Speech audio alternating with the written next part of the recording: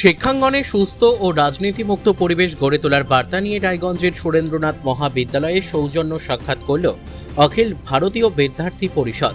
সংগঠনের পক্ষ থেকে ক্যাম্পাস অভিযান চল কর্মসূচির আওতায় এই উদ্যোগ নেওয়া হয়।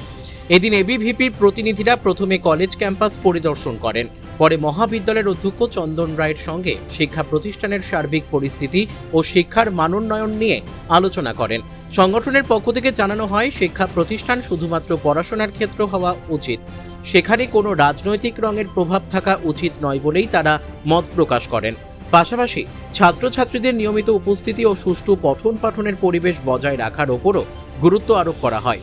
এবিভিপির প্রতিনিধিরা আরও বলেন, শিক্ষা প্রতিষ্ঠানে রাজনৈতিক ব্যক্তিত্বদের ছবি না রেখে মা সরস্বতী, স্বামী বিবেকানন্দ সহ দেশের মনীষীদের ছবি থাকা উচিত, যা ছাত্রছাত্রীদের সঠিক মূল্যবোধ গঠনে সহায়ক হবে।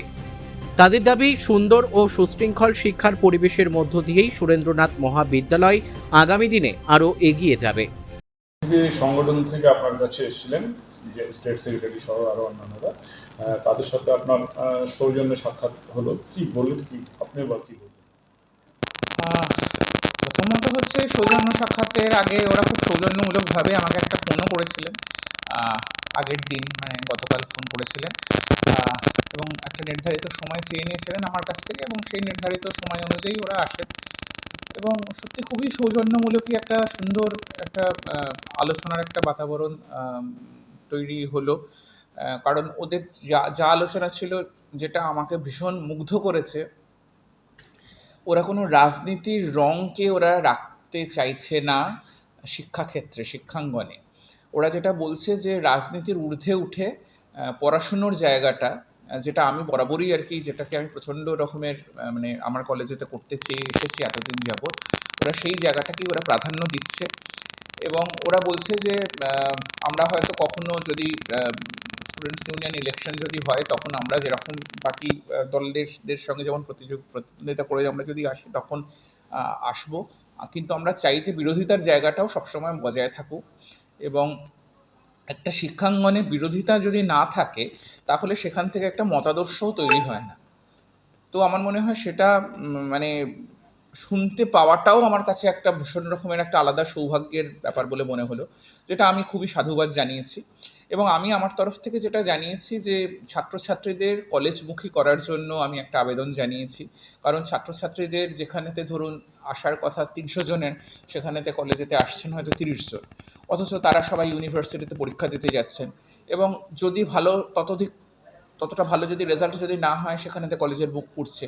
কিন্তু আমাদের কলেজে এত ভালো শিক্ষক শিক্ষিকারা রয়েছেন, তাদের সঙ্গে ক্লাস তারা করতে পারছেন না, তাদের কাছ থেকে সাহায্য তারা পাচ্ছেন না, তাহলে তো আরও তারা ভালো করবেন, তো সেটা তো কলেজেরই ক্ষতি। তো সেই দিকটা আমি বলেছি।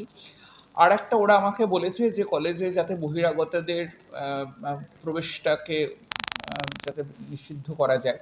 তো সেটা আমরা এইভাবেই করতে পারি যে যদি আমরা আমাদের যে স্টুডেন্টস যে ইয়েটা থাকে, আমাদের আই কার্ড যেটা থাকে, সেইটাকে যদি আমরা ম্যান্ডেটরি করে দিই ঢোকবার সময়তে, সেই সময়তে ওরা আর একটা কথা ওদের তরফ থেকে উঠে এসেছে যে আমরা যদি বায়োমেট্রিক করতে পারি।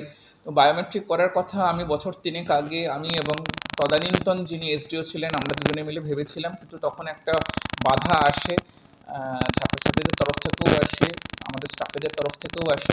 তো আমরা বলেছি যে যদি বায়োমেট্রিক যদি সব জায়গায়, সমস্ত শিক্ষা প্রতিষ্ঠানে, সমস্ত যত আন্ডার গ্র্যাজুয়েট কলেজ আছে ডিস্ট্রিক্টে বা পশ্চিমবঙ্গে, তাদের যদি হয় আমরাও চাই, কারণ তাহলে আমরাও অনেকটা সেফ অ্যান্ড সিকিউর থাকতে পারবো। শিক্ষার যে পরিবেশটা, সেটা যে ফিরে আসার একটা উজ্জ্বল আলো দেখতে পাচ্ছি, সেটা আমাকে আলাদা করে মানে ভাবতে ভালো লাগিয়েছে। শুভজিৎ দাস, অখিল ভারতীয় বিদ্যার্থী পরিষদের জেলা সংযোজকের দায়িত্বে রয়েছে, উত্তর দিনাজপুর। আজকে সুরেন্দ্রনাথ মহাবিদ্যালয়ে এসেছিলেন, কেমন কি বললেন, কি করলেন?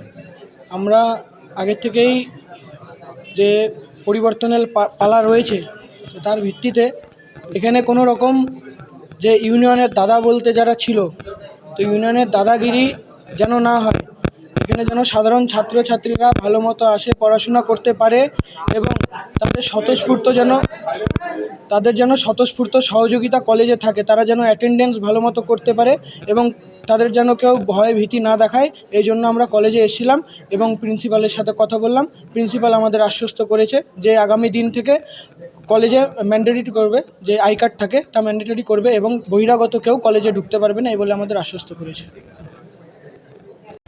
রায়গঞ্জ থেকে রামকৃষ্ণ দাসের রিপোর্ট, কুলিক নিউজ।